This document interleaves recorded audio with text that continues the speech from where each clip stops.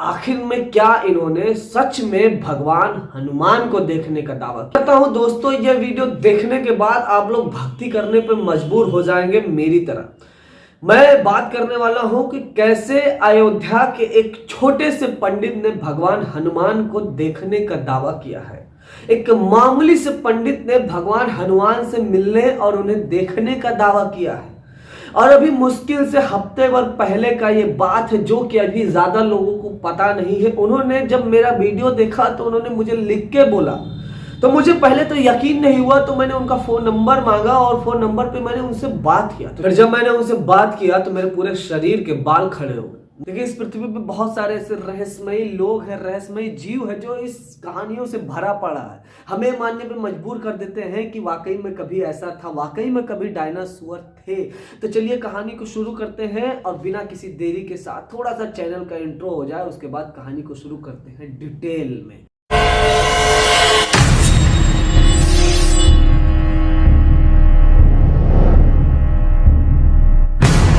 एक ऐसी सच्ची घटना मैं आप लोगों के सामने रखूंगा और यह साबित करूंगा कि कैसे हनुमान जी ने एक छोटे से पुजारी को दर्शन दिया और कैसे उनसे बात किया। पंडित जी कहते हैं कि दुर्गा अष्टमी के दिन तकरीबन 9 बजे मैं मंदिर का सीढ़ियां और ऊपर की चीजें धो रहा था, क्योंकि दुर्गा अष्टमी के दिन पूरा दिन उस दिन हनुमान जी का थोड़ा सा और पूरे दिन भगवान श्री राम की आरती और भजन होता है। बाकी सारे दिन तो हनुमान जी का वहां पे भजन और आरती होता है, लेकिन दुर्गा अष्टमी के दिन वहां पे सिर्फ भगवान श्री राम का आरती और भजन होता है। पंडित जी बताते हैं कि दुर्गा अष्टमी के दिन भीड़ कुछ ज्यादा ही आ जाती है, जिस वजह से हम लोगों को सुबह से ही काम करना पड़ता है। तो उस दिन भी कुछ ऐसा था कि एक शख्स सबसे पहले आता है। मैं 9 बजे सीढ़ियां ही धुल रहा था, तभी 9:10 पर मैं एक शख्स को थोड़ी दूर पे खड़ा होके देख रहा होता हूँ। वो शख्स कंबल ओढ़े हुआ था। धूप बहुत तेज निकली थी। इतनी ठंडी अभी उत्तर प्रदेश में आई नहीं है जितना कि उसने कंबल ओढ़ के रखा था। पंडित जी उस शख्स को देखते हैं तो थोड़ा सा हैरान जरूर होते हैं कि इस गर्मी में खिली हुई धूप में वो कंबल ओढ़ के क्यों आया। तो पंडित जी को लगता है कि कोई भक्त होगा, शायद दर्शन करने के लिए आता है, क्योंकि वहां पे रोज ऐसे कई सारे लोग आते हैं। पंडित जी कहते हैं कि जब मैंने उस शख्स को देखा तो पहले तो उतना मैंने गौर नहीं किया और मैं अपने काम में लग गया। 9 से 10 बज जाते हैं, 10 से 11 बज जाती है और भीड़ बढ़ती चली जाती है। भीड़ इतना हो जाता है कि तकरीबन 2 से 3 हजार लोग मंदिर में आ जाते हैं दर्शन करने के लिए और भजन सुनने के लिए। एक ऐसा दिन होता है जहां पे पूरे अयोध्या मंदिर में ही बहुत भीड़ होती है। बहुत दूर दूर से लोग दर्शन करने के लिए आते हैं राम भगवान का। उस दिन हनुमानगढ़ी में तकरीबन 3000 लोग थे और भीड़ बहुत थी, जहां पे राम भजन चल रहा था। सब कीर्तन और भजन कर रहे थे। पंडित जी कहते हैं कि हम भी कीर्तन भजन करने में लगे हुए थे और ऐसे करते करते शाम के 6 बज जाते हैं। और जब शाम का 6 बज जाता है तो हम लोग का काम रहता है कि प्रसाद वितरण कर दो, क्योंकि बहुत श्रद्धालु बहुत दूर दूर से आए होते हैं तो उनको जल्दी घर वापस जाना होता है। तो प्रसाद हम लोग जल्दी कर देते हैं ताकि प्रसाद लेने के बाद वो सकुशल अपने घर पहुंच जाए। पंडित जी बताते हैं कि उस दिन कुछ ऐसा हुआ जो पहले कभी नहीं हुआ था। प्रसाद हम लोगों ने बनवाया था सारे पब्लिक के लिए, लेकिन कुछ ऐसा हुआ कि हम लोगों ने सबको प्रसाद बांटना शुरू कर दिया। तो स्टार्टिंग लाइन से इन्होंने ये प्रसाद बांटते हैं तो कहते हैं हम शुरू से प्रसाद बांट रहे थे तो लोगों को बोल लेते हैं कि अब आप दर्शन करके जाइए अपने घर, क्योंकि हमें आरती करना है और फिर से मंदिर को धुलना है। पंडित जी बताते हैं कि उस दिन भी हम प्रसाद बांट रहे थे, शुरू से आखिरी तक हम लोगों ने प्रसाद बांट दिया। तभी कोने पे नजर पड़ती है उस कंबल वाले शख्स के ऊपर। उस कंबल वाले शख्स के ऊपर नजर पड़ती है तो वो कंबल वाला शख्स कोने में बैठा ऐसे मुझे देख रहा होता है। उसके चेहरे पे हल्की सी मुस्कान थी, उसके आंखों में वो तेज था जो कि दूर से ही दिखाई दे रहा था कि वो शख्स कोई कुछ अलग सा है, कुछ अलग सा प्रतीत हो रहा है। पंडित जी कहते हैं कि मैंने इसको सुबह सुबह ही देखा था, तो फिर से जब मेरी नजर पड़ती है, थोड़ा सा जब भीड़ कम होता है तो उस शख्स पे जब मेरा दोबारा नजर पड़ता है तो फिर से मेरा ध्यान उसी पे केंद्रित हो जाता है। पंडित जी कहते हैं कि मैंने सभी लोगों को प्रसाद दे दिया, लेकिन उस दिन कुछ ऐसा होता है कि मेरे पास उतना प्रसाद नहीं बच पाता है कि उस शख्स को जो वहां कोने में बैठा था उसको भी मैं प्रसाद दे दूं। मैं बड़े पंडित जी से बोलता हूँ जाके कि पंडित जी प्रसाद तो खत्म हो गया, लेकिन वो जो कोने में शख्स बैठा हुआ है वो काफी देर से बैठा है और देख रहा है, शायद प्रसाद के लिए बैठा है, लेकिन प्रसाद तो अब है नहीं, अब क्या करेंगे। बड़े पंडित जी बताते हैं कि चिंता करने की कोई बात नहीं है, मेरे साथ चलो, हम उससे बात करते हैं कि कल आके प्रसाद ले लें, शायद वो मान जाए। बड़े पंडित जी और छोटे पंडित जी उनके साथ 2-3 शख्स उस शख्स के पास पहुंचते हैं और बोलते हैं कि हम आपकी क्या सेवा कर सकते हैं। प्रसाद तो अभी खत्म हो गया है, तो आप कल आ जाइए, कल आरती में अगर आप यही नजदीकी रहते हैं तो हम आपको कल प्रसाद दे देंगे। पंडित जी कहते हैं कि वो सिर्फ देखता रहता है, पहले बोलता तो कुछ नहीं, तो हमें लगा कि वो शायद बोलता नहीं है। तो मैंने पंडित जी से बोला कि पंडित जी शायद ये गूंगा है, ये बोल नहीं पाता है। तो उसने लड़खड़ाते हुए आवाज में बोली कि ऐसा कोई बात नहीं है बेटा, मुझे बस राम का प्रसाद दे दो, मैं चला जाऊंगा। उसकी आवाज इतनी भारी थी, इतना समतल और अस्थाई था कि जैसे कि लग रहा है कि कोई एक अलग सा आदमी आया हो जो बोल रहा है कि मुझे सिर्फ प्रसाद दे दो, मैं चला जाऊंगा। एक अलग सा भारीपन था, एक अलग सा ठहराव था उसकी आवाज में। पंडित जी कहते हैं कि उसकी आवाज इतनी मधुर थी कि ये सुनने के बाद हम लोग खुद सोचने पे मजबूर हो जाते हैं कि ये कौन है, ये मतलब कैसा बोल रहा है। पंडित जी बोलते हैं कि हमें लगा कि शायद ये 60-65 साल का कोई बुढ़ा है जो कि आवाज में उसका इतना ठहराव है या लड़खड़ाहट है, जिस वजह से ये राम का प्रसाद। पंडित जी कहते हैं कि मैंने उससे हाथ जोड़ के बोला कि प्रभु अब हमारे पास प्रसाद तो नहीं बचा, अब हम आपके लिए प्रसाद कहां से लाके दे दें। वो बोलता है कि चाहे जहां से लाके दो, लेकिन मुझे राम का प्रसाद चाहिए तो चाहिए। वो जिद करने लगता है कि बिना प्रसाद लिए मैं यहां से नहीं जाऊंगा, यहां से एक कदम हिलूंगा भी नहीं। बड़े पंडित जी थोड़ा गुस्सा हो जाते हैं, बोलते हैं कि जब मैं बोल रहा हूं कि यहाँ पे प्रसाद नहीं है तो तुम क्यों जिद कर रहे हो, कल आके ले लेना, तुम कहाँ के रहने वाले हो, तुम हो कौन। वो शख्स बोलता है कि मैं कहाँ का रहने वाला हूं, मैं हूं कौन, ये कोई मायने नहीं रखता, आप मुझे प्रसाद दे दीजिए, मैं चुपचाप चले जाऊंगा। बड़े पंडित जी और गुस्सा हो जाते हैं। तभी वो कहते हैं कि मैं बाहर से सिक्योरिटी बुला रहा हूँ, इसको जबरदस्ती निकाल देता हूँ यहाँ से। तभी मैं बड़े पंडित जी से ये अनुरोध करता हूँ कि पंडित जी आप चिंता मत करिए, आप क्रोध मत करिए, मैं प्रसाद का जुगाड़ करता हूँ, मैं कहीं से लाके प्रसाद इसको देता हूँ। जब ये बात मैंने बोला तो उस शख्स ने मेरे आंखों से आंखें मिलाया, मतलब एक होता है ना कि नजरों से नजरें उसने जब मिलाया तो मुझे ऐसा प्रतीत हुआ कि जैसे मैं यहाँ हूँ ही नहीं, मैं यहाँ इस पृथ्वी पे हूँ ही नहीं। उसके आंखों में इतना तेज था, उसकी आंखें हल्का लाल थी, बता रहे कि आंखें भूरी और लाल थी। उसकी आंखों में इतना तेज था कि जब मैं उसकी आंखें देखा तो मुझे लगा मैं सूरज को देख रहा हूँ। मैं ऐसे नजरें हटा लिया और मुझे कम से कम 1 मिनट तक कुछ दिखाई नहीं दिया, उसके आंखों में इतना तेज था। छोटे पंडित जी कहते हैं कि उसके बाद से मुझे शक होना शुरू हुआ कि ये शख्स कोई मामूली शख्स नहीं है, ये कोई आम आदमी नहीं है जिसके वजह से मेरी आंखें चुचला सी गई, मेरी आंखें धुंधली सी हो गई हैं। जब मैंने ये बात बोला तो उस शख्स ने एक ही बात बोला कि आप जाइए पहले आरती कर लीजिए, प्रसाद तो हम लेते रहेंगे। जब उसने ये बात बोला तो हम उससे हाथ जोड़ के बोले कि ठीक है, आप इंतजार करिए, हम आरती करके आते हैं। तो बड़े पंडित जी को मैंने बोला कि आप जाके आराम कर लीजिए, हम आरती कर देते हैं, क्योंकि मुझे लग रहा था कि बड़े पंडित जी का तबीयत ठीक नहीं है, क्योंकि भीड़ बहुत था तो बड़े पंडित जी बहुत ज्यादा थक गए थे, इस वजह से शायद गुस्सा कर रहे थे। बड़े पंडित जी भी बोलते हैं हाँ आरती तुम ही कर लो, आज मैं जाके थोड़ा आराम कर लेता हूँ। बड़े पंडित जी राम भगवान को ऐसे मत्था टेकते हैं और आराम करने के लिए अपने कक्ष में चले जाते हैं। मैं आरती करने के लिए सब कुछ अपनी सामग्री इकट्ठा करता हूँ, सब कुछ दिया हुआ जलाता हूँ, सब कुछ घी डाल के एकदम सब कुछ रेडी करता हूँ। और जैसे ही मैं आरती करने लगता हूँ तभी मुझे एक आवाज सुनाई देती है, राम। जैसे ही मैं आरती करना स्टार्ट कर देता हूँ तभी मुझे एक आवाज सुनाई देती है राम नाम की। तो जैसे ही मैं राम नाम की आवाज सुनता हूँ तो मैं इधर उधर तो देखता हूँ, तो फिर उस कोने में उस शख्स को भी देखता हूँ, तो वो शख्स सिर्फ मुझे देख रहा होता है, कुछ बोल नहीं रहा होता है। पंडित जी बताते हैं कि फिर से मैंने जैसे ही आरती स्टार्ट किया मुझे फिर 2-3 बार ये शब्द सुनाई दिए, राम राम राम, ऐसा कुछ सुनाई दिया।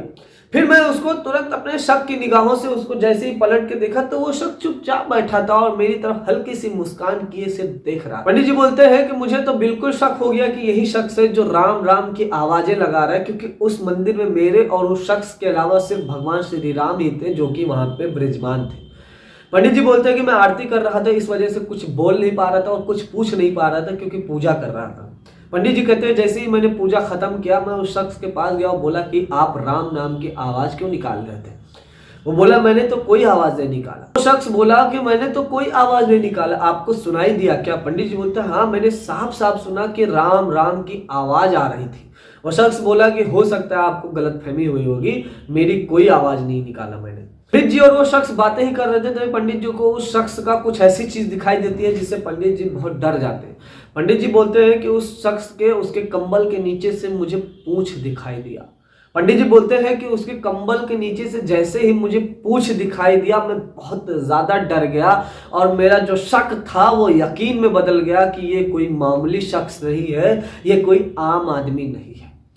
मैं तुरंत वापस लौटा और जैसे ही डरते डरते राम राम कहते हुए मैं अंदर घुस गया और प्रसाद लाने के लिए। मैं इतना डरा हुआ था कि सिर्फ मेरे जबान से राम राम ही निकल रहा था और कुछ मैं बोल नहीं पा रहा था और मेरे कदम रुक नहीं पा रहे थे। मैं सीधे अंदर गया और प्रसाद लेके आया उस आदमी के पास, बिना कुछ बोले उस आदमी को दे दिया।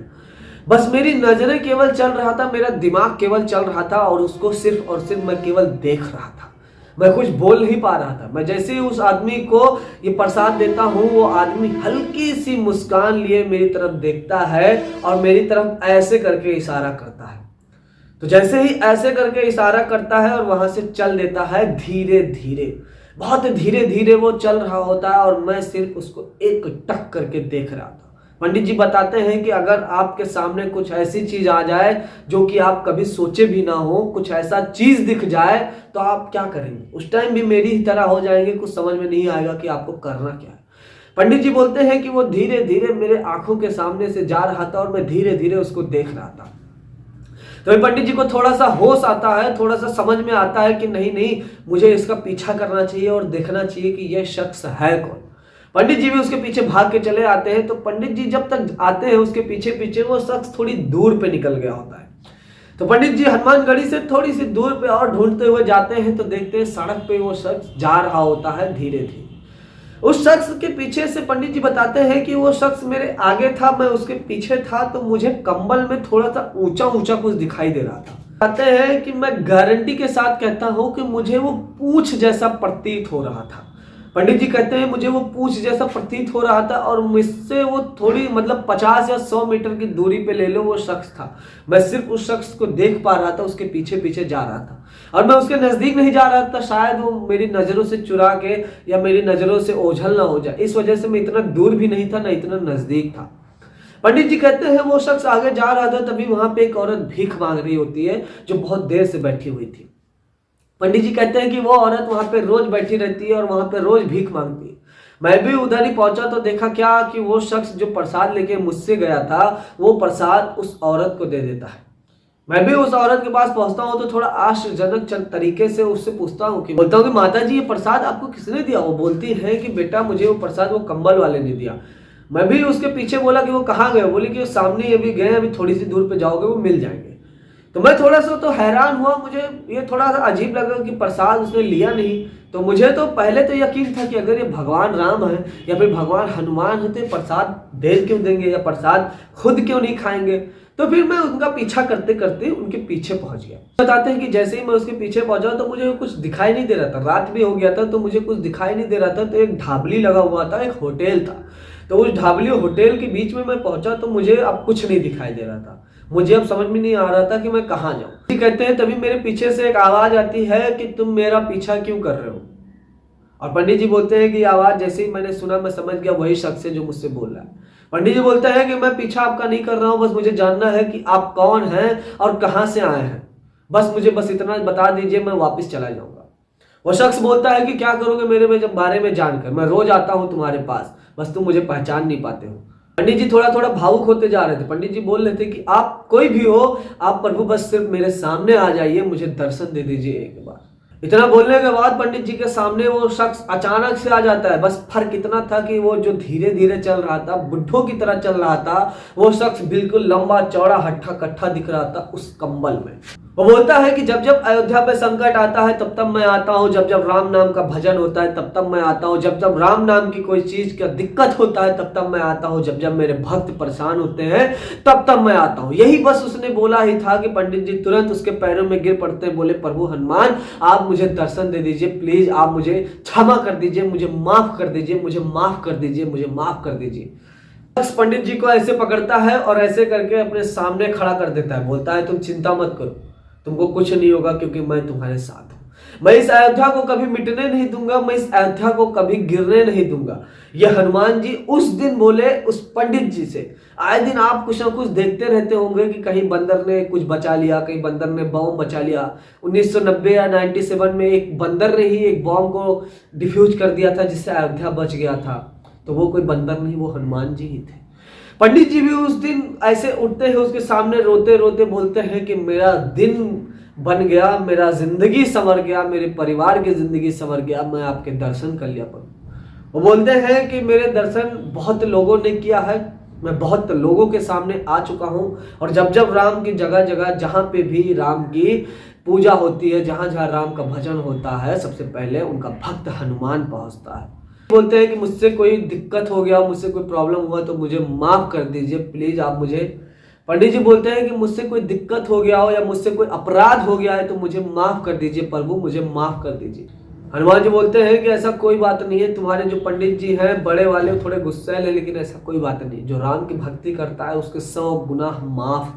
कहते हैं कि जो राम का नाम एक बार भी इस दुनिया में ले लेता है, हनुमान जी ने बोला था कि जो राम का नाम एक बार भी एक दिन में ले लेता है उसके सारे माफ हो जाते हैं। उसने दिन भर में जितना भी गलत काम किया हो, जितना भी गलत काम किया हो, एक बार केवल राम का नाम ले लेता है तो सारे पाप माफ हो जाते हैं। ये हनुमान जी ने खुद पंडित जी से बोला था।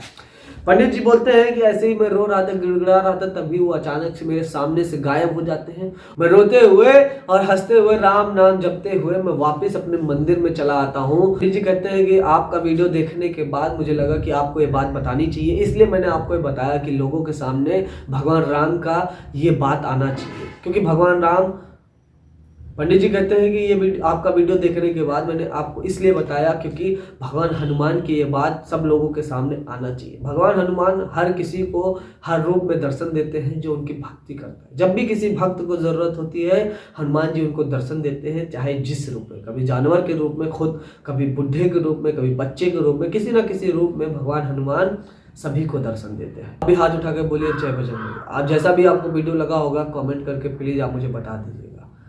जय बजरंग।